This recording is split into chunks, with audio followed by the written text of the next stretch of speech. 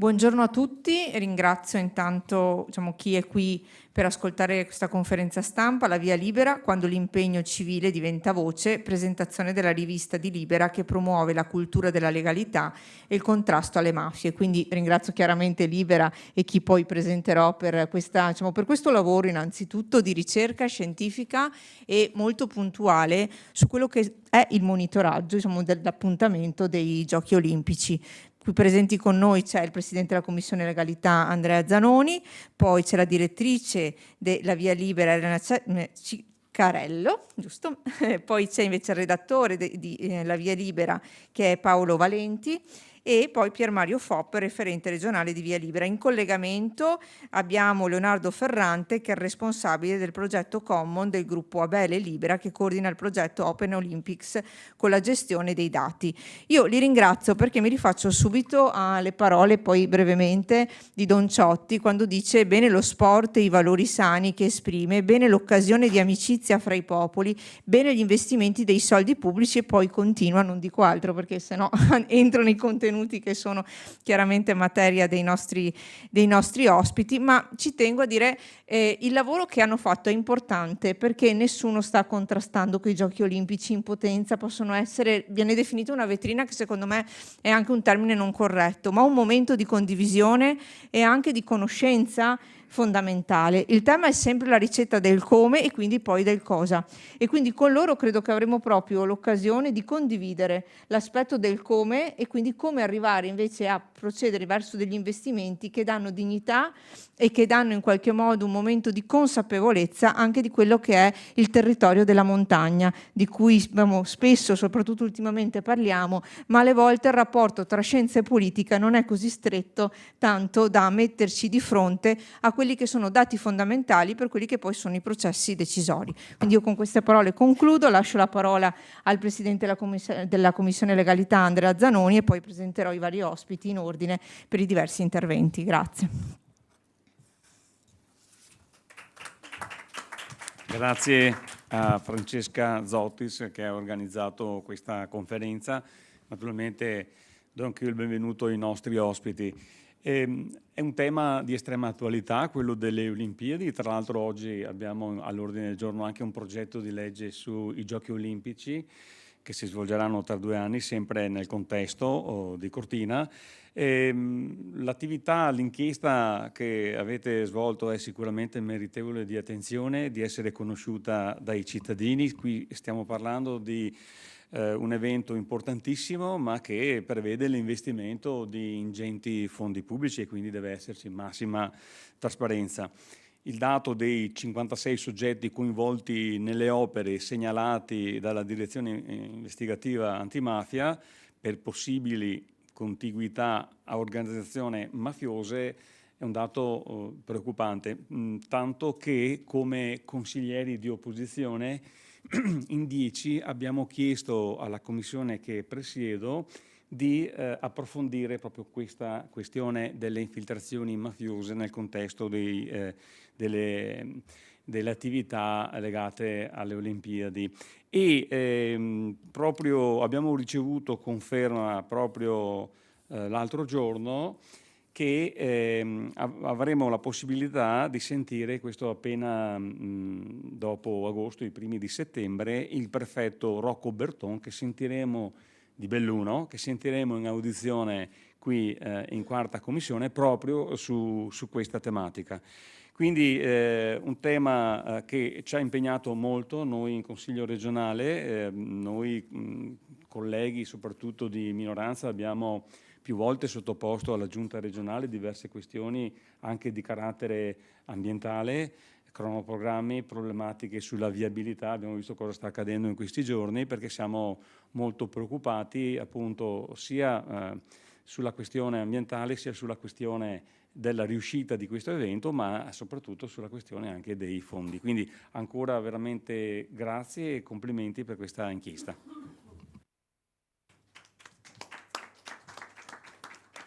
Adesso entriamo nel vivo, ne approfitto per salutare e ringraziare le colleghe e il collega presente del Consiglio, la consigliera Luisetto, che tra l'altro è correlatrice del progetto di legge sui Giochi Olimpici giovanili, e la collega Vigon, la collega Ostanel, Baldin e il collega che è lì dietro, Masolo. Adesso passo per l'introduzione dei lavori alla parola a Pier Mario Fopp, referente regionale di Libera Veneto. Grazie.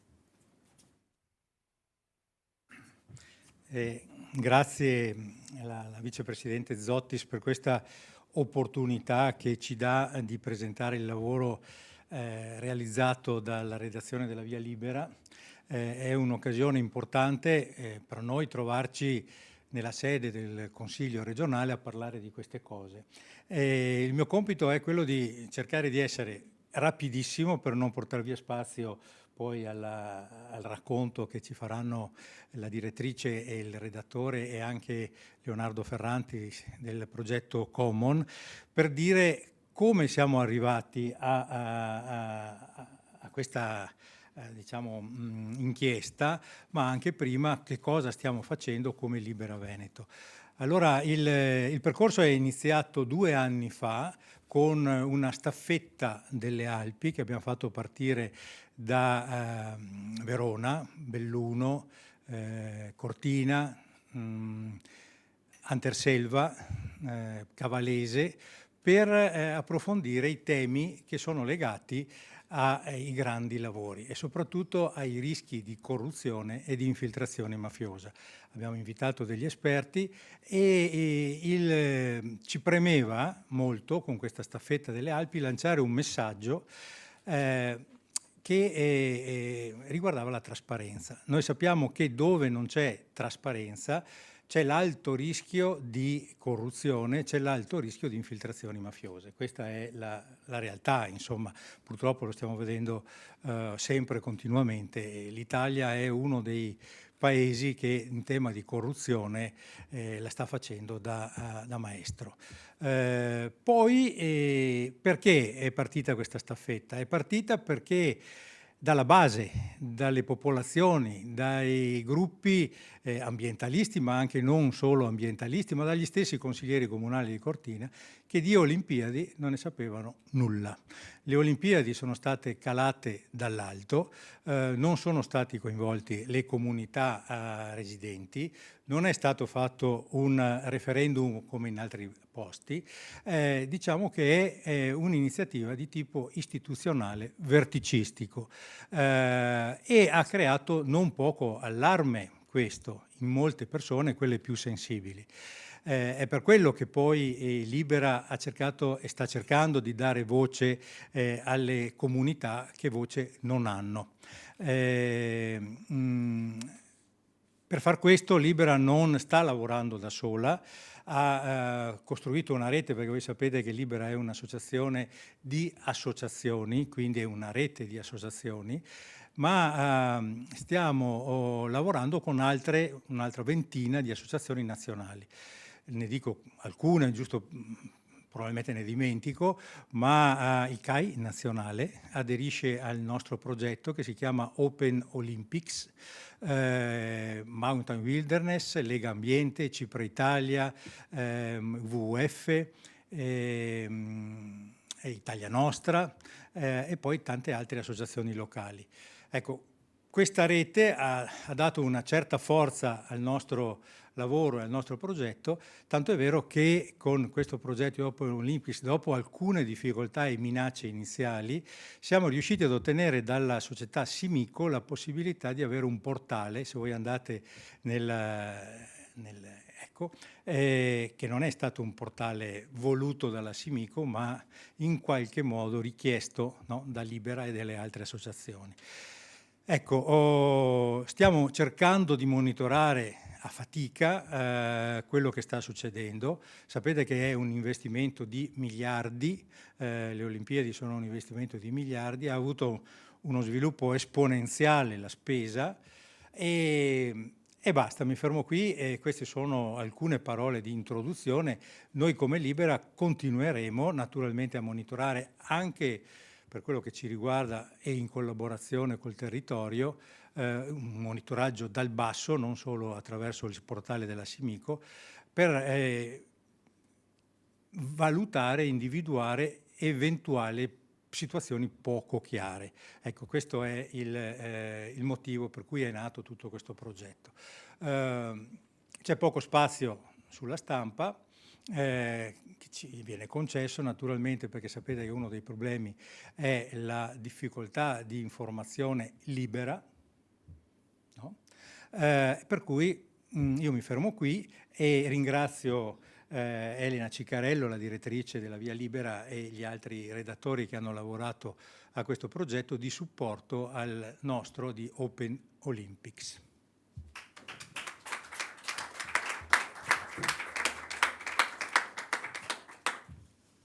Adesso interverrà la dottoressa Elena Ciccarello, direttrice della Via Libera, che ringrazio. Grazie, buongiorno a tutti e a tutte e grazie mille di questo invito. Siamo onorati di essere qua a raccontare il lavoro che abbiamo fatto. Io cercherò di essere molto breve perché il tempo a nostra disposizione è poco e inizierò a darvi una cornice di quello che è stato il risultato del nostro lavoro d'inchiesta. Il nostro lavoro d'inchiesta era finalizzato sostanzialmente a verificare quali e quante promesse che sono state fatte sui Giochi Olimpici a partire dal dossier di candidatura sono state effettivamente mantenute.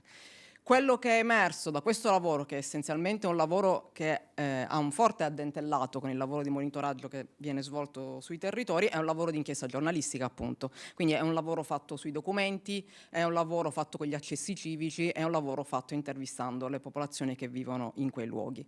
Quello che è emerso sinteticamente è che sono state tradite le promesse sia rispetto ai costi economici, sia rispetto ai costi ambientali, sia rispetto ai costi sociali e di trasparenza rispetto ai Giochi Olimpici. Costi economici, un dato su tutti, anche se poi il collega Paolo Valenti vi racconterà tutto più in dettaglio. Rispetto ad un budget iniziale di circa 1,5 miliardi di euro previsti, siamo arrivati oggi a quasi 6 miliardi di spesa prevista. Perché? Essenzialmente per varie ragioni, conoscete tutti il tema degli extra costi, però per esempio uno dei tradimenti iniziali rispetto alle promesse fatte è che sono state realizzate opere non previste. L'idea delle Olimpiadi a costo zero si fondava essenzialmente sul fatto che le opere sarebbero state una forma di adeguamento e ristrutturazione di opere preesistenti. Così non è stato in diversi casi e il caso più eclatante, che probabilmente conoscete tutti, è proprio quello della pista da bob di Cortina. La pista da bob di Cortina, che è costata oltre 120 milioni di euro e che, parlando di costi ambientali, ha inciso sul territorio per l'abbattimento di almeno 800 alberi.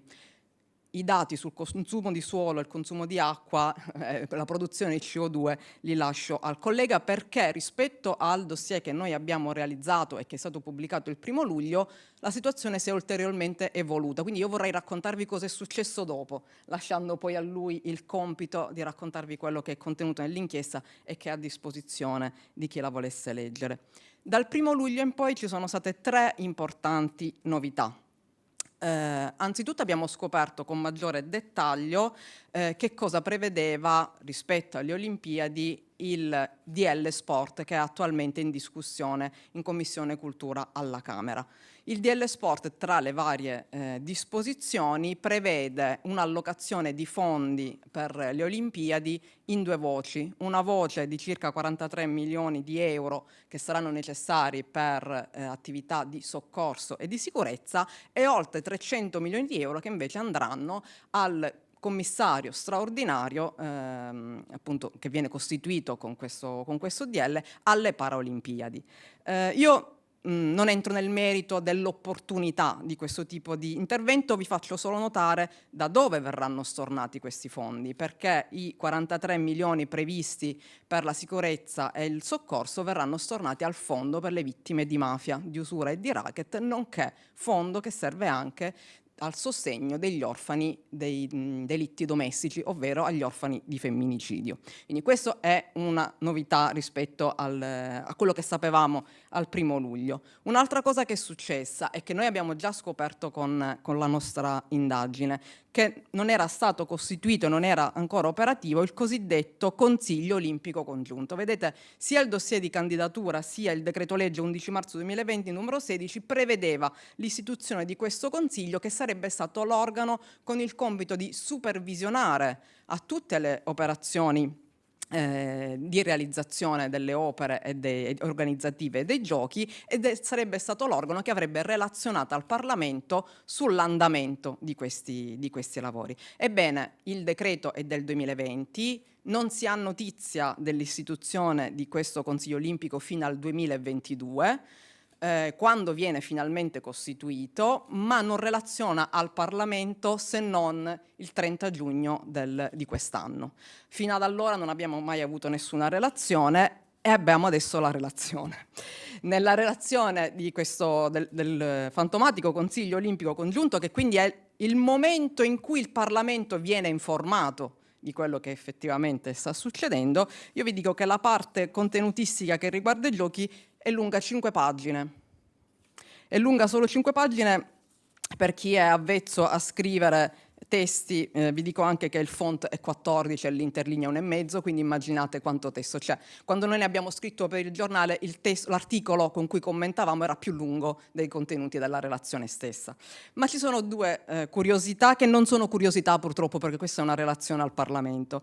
La prima è che si parla di 16 membri, in realtà contandoli sono soltanto 15, perché continua a mancare il rappresentante del Forum per la sostenibilità dell'eredità olimpica, un altro organo che è rimasto probabilmente sulla carta, di cui non siamo riusciti ad avere notizia.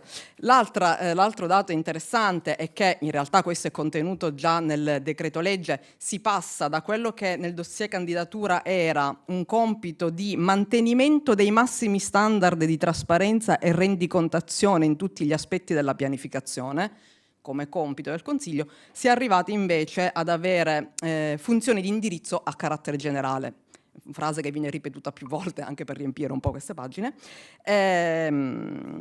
L'errore, diciamo, più clamoroso che si trova nella relazione, e che però trovo anche diciamo, in qualche maniera un riconoscimento all'opera di monitoraggio fatta sul territorio, è che il portale di Simico, che si chiama Open Milano Cortina, viene invece chiamato Open Olympics, che è il nome dell'attività civica di monitoraggio che viene effettuata sul territorio. Quindi c'è anche un errore materiale nel modo in cui viene chiamato il portale che attualmente fa monitoraggio dei dati. Questa era la seconda novità che volevo condividere con voi. La terza, che mi sembra anch'essa molto rilevante, è che quando noi scrivevamo dell'inchiesta era ancora in itinere l'assegnazione dell'appalto per la cabinovia Apollonio-Socrepes. Purtroppo questa è una storia molto articolata e complessa che non riesco qua a riassumervi, se non per il fatto che da quando ne abbiamo scritto ad oggi effettivamente poi questo lavoro è stato affidato con una procedura diretta, perché, e questo è il punto particolarmente interessante, perché le due ditte, i due colossi che a livello mondiale si occupano della costruzione di questo tipo di impianti, ricordiamoci che si parla di una cabinovia che sulla carta dovrebbe portare 2.700 persone all'ora. Ebbene, queste due aziende non si sono presentate, nessuno si è presentato alla prima gara d'appalto. Una delle due aziende, sentita da un giornale che si chiama Salto e che mi fa piacere citare perché anche il lavoro dei colleghi sul territorio è stato molto importante, hanno dichiarato che si sono guardati bene la gara e visto il progetto e le incertezze sul versante geologico, per noi risultava irrealizzabile nei tempi richiesti, perché il problema è che questa cabinovia viene realizzata su una frana, una costa della montagna che si muove di 10 centimetri all'anno, rispetto alla quale la garanzia data attualmente è che verrà monitorato questo movimento. Attualmente quindi questa gara invece è stata affidata ed è stata affidata a una ditta che non ha mai realizzato questo tipo di impianti e che ad oggi si è sempre soltanto occupata di manutenzione di questo tipo di impianti. Insomma, mi sembrano 3 novità rilevanti, soprattutto per il fatto che sono poco accessibili al pubblico e ai cittadini e alle cittadine italiane, che bisogna andarle a cercare con la lente di ingrandimento, facendo accessi civici e molto spesso con grande difficoltà. Grazie.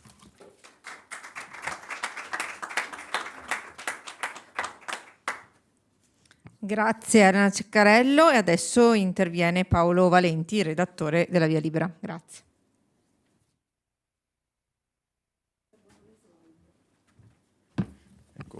Buon pomeriggio, grazie di nuovo per l'invito. Intanto chiedo alla regia se Possiamo passare alle slide. Ottimo, grazie. Quello che vado a fare io è cercare di restituire un po' il lavoro che abbiamo fatto e che trovate più nel dettaglio nel numero della rivista, come diceva la direttrice, andando un po' a verificare nei fatti la rispondenza tra quelle che sono state le promesse contenute nel dossier di candidatura, quella che invece è la realtà che si presenta oggi a 200 giorni dall'inizio dei giochi, partendo da la questione economica. Nel dossier di candidatura si parlava perlomeno di un'Olimpiade sostenibile dal punto di vista economico, in cui i costi sarebbero stati coperti dai ricavi tra vendita dei biglietti, sponsorizzazioni e partnership con aziende private.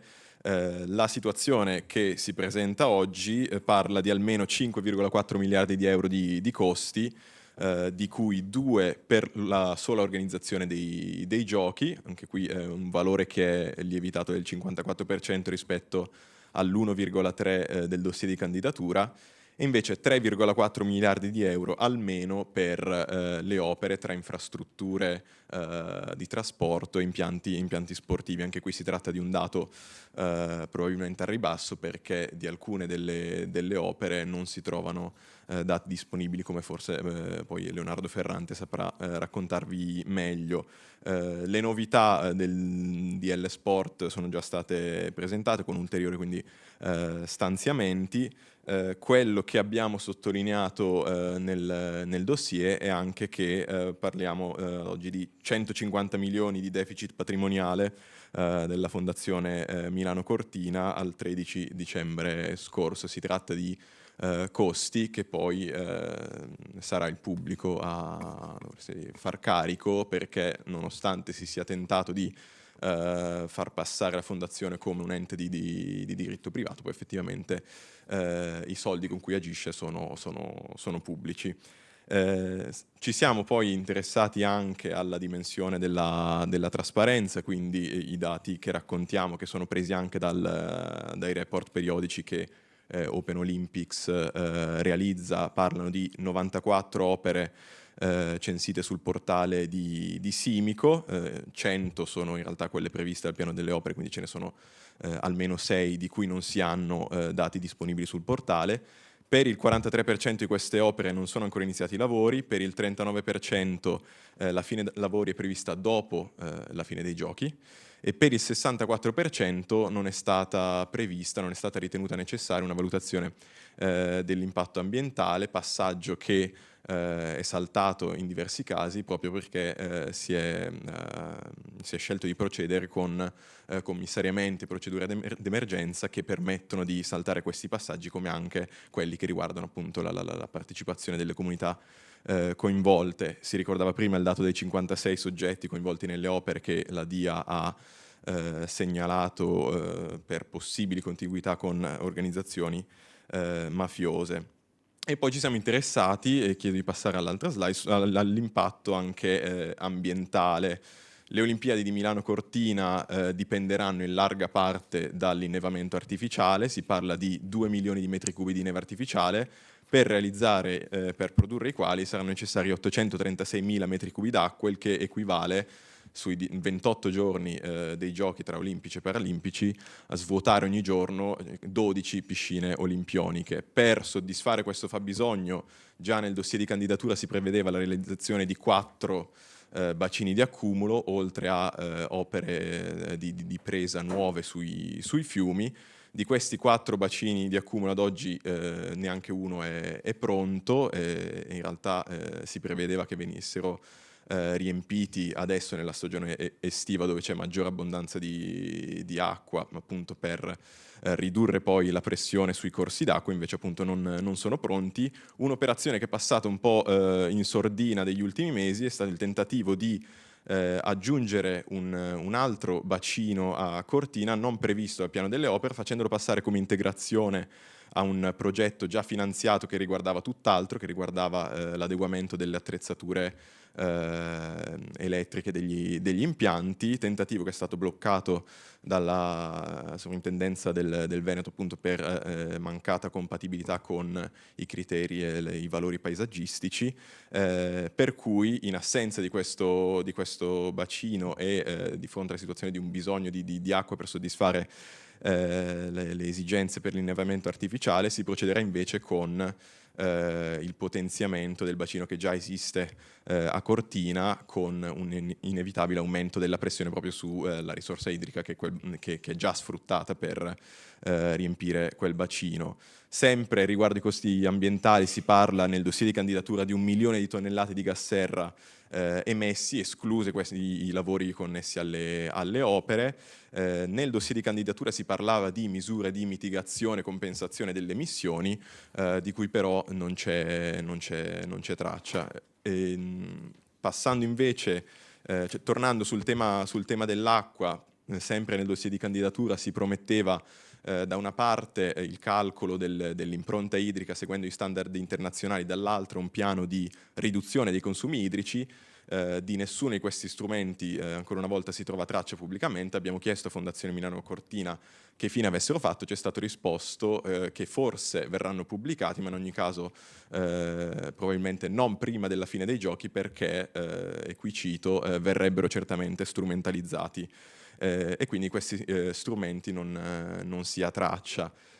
Sul fronte delle risorse idriche preoccupa anche non solo quanta acqua verrà prelevata dai fiumi e dai torrenti, ma anche cosa potrebbe finirci dentro, perché 2 milioni di visitatori previsti hanno un impatto anche poi sulla gestione dei rifiuti, delle acque reflue. Anche qui il dossier di candidatura prevedeva una gestione che non avrebbe comportato appunto, emissioni dei rifiuti liquidi né nella rete fognaria né nelle risorse idriche superficiali, ma una gestione basata su serbatoi.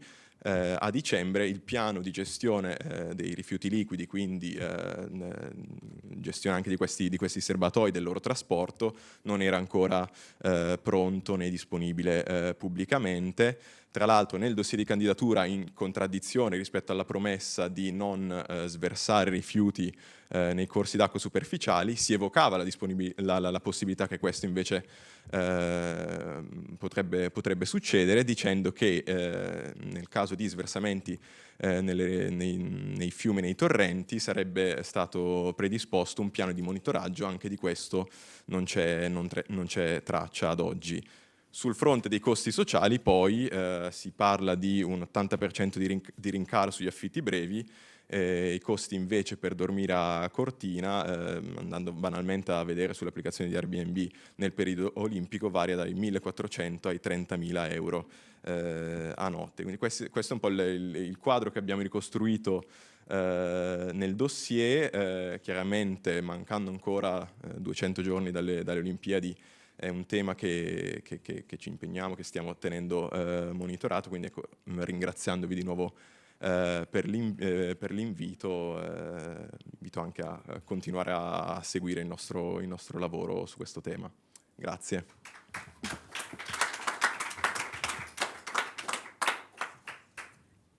Adesso in collegamento c'è Leonardo Ferrante, responsabile del progetto Common del gruppo Abele Libera, che coordina il progetto proprio Open Olympics.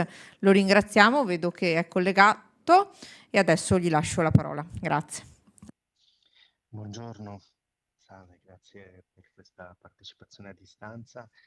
Non mi dilungherò oltre quello che hanno detto i colleghi, se non con un particolare. Ecco. Mancano 200 giorni alle Olimpiadi, ma sono 90 giorni ad oggi e i dati e tutte le analisi che voi avete visto in qualche modo sono anche frutto appunto di questi dati non vengono aggiornati. Il mio collega Pier Mario Fopo parlava appunto di questa piattaforma appunto Open Milano Cortina, che voi appunto trovate sul portale Simipo. Accedendo in home page al portale delle opere accedete a questo importante sforzo che noi abbiamo sempre riconosciuto da parte di Simico, a mettere a disposizione i dati preliminari su appunto 94 94 ecco, delle opere olimpiche, vedete tutto diciamo georeferenziato e molte delle informazioni che sono state presentate sono anche qui ecco, sul portale Open Milano Cortina e non Open Olympics come viceversa dice la comunicazione al Parlamento. Quello che ci preoccupa è che in questa sede vogliamo segnalare affinché ci aiutate, perché questa nostra segnalazione vuole essere anche utile a fare in modo che si proceda congiuntamente verso la trasparenza. Ecco, come potete vedere da voi, la cronologia degli inserimenti parla del 22 aprile 2025 come l'ultimo giorno in cui sono stati aggiornati i dati di Open Milano Cortina. All'interno del sito si legge appunto che i dati sono aggiornati ogni 45 giorni, quindi sono esattamente 90 giorni, quindi 2 giri fondamentalmente di non aggiornamento dei dati. Noi confidiamo che Simic in questo suo sforzo sicuramente volontario ma cruciale metta a disposizione i dati quanto prima proprio per permetterci di fare non strumentalizzazione come raccontava prima il giornalista Valenti, ma comunicazione, diffusione, esercizio del diritto di sapere, parlare di dati per non parlare di chiacchiere, ecco, per non vivere sulle nuvole. Il nostro lavoro vuole decisamente fin dall'inizio, come è stato appena detto, mettere chiunque in condizione di parlare delle Olimpiadi in maniera fondata, quindi tramite i dati. Nel momento in cui si hanno dati, sono i dati che parlano in un senso o nell'altro. Quando il dato non c'è, chiaramente diventa evidentemente più difficile riuscire a portare avanti posizionamenti che non siano fondati solamente sul sentito dire o su visioni come dire, sicuramente meno precise. Che cosa dicono i dati? Quindi ad oggi sono le stesse cose che ci sono state presentate poc'anzi. Noi confidiamo di poter contare a breve su un aggiornamento di dati anche proprio per ripresentare un nuovo stato dell'arte di quello che appunto sta accadendo.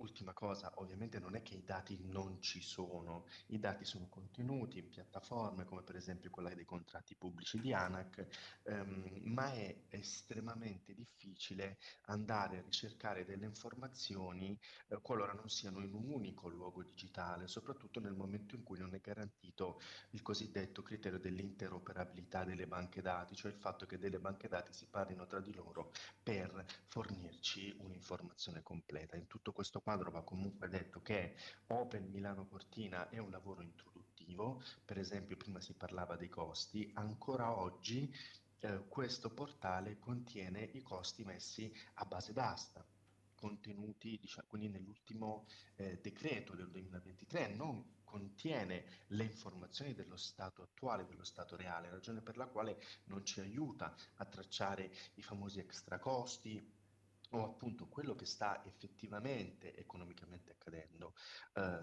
sulle opere. Come anche prima veniva raccontato, il portale mappa e identifica 94 opere che le fa corrispondere alle 94 contenute dal piano delle opere, ma va detto per dovere di cronaca che dentro questo piano delle opere entrano ed escono dei progetti nel corso del tempo, quindi a volte basta far sparire un progetto per perdere le tracce dicendo no, ma quelli del piano delle opere li abbiamo, no, però che fine hanno fatto gli altri progetti. Noi abbiamo suggerito a Simico di aiutarci a monitorare tutti i progetti effettivamente afferenti alle Olimpiadi, perché sennò basta tirarli fuori dal piano e, come dire, va anche a diminuire la trasparenza, quindi abbiamo chiesto questo sforzo in più, abbiamo chiesto anche uno sforzo relativo alla cosiddetta CO2 footprint. Prima i giornalisti ci raccontavano appunto dell'impatto, sono dati che sono già stati raccolti, sono vincoli che la stessa Simico si è data in termini ambientali, noi appunto chiediamo che quei dati vengano rilasciati a disposizione di tutti. Quindi non si tratta di strumentalizzazione e chiudo, si tratta di rispondere al sacrosanto diritto di sapere sancito dalle normative italiane di prevenzione anticorruzione e dalle relative normative sulla trasparenza. Quello che noi chiediamo è uno sforzo affinché questa trasparenza sia effettiva, integrale, fruibile a chiunque senza dover impazzire, andare in 10 siti diversi e che non tema il confronto e che non intimidisca. Siamo tutti qui per la cura e il bene comune del territorio, delle popolazioni che vivono lo stesso, e a tutti e tutti ameremo e amiamo sicuramente l'evento olimpico e paralimpico. Grazie.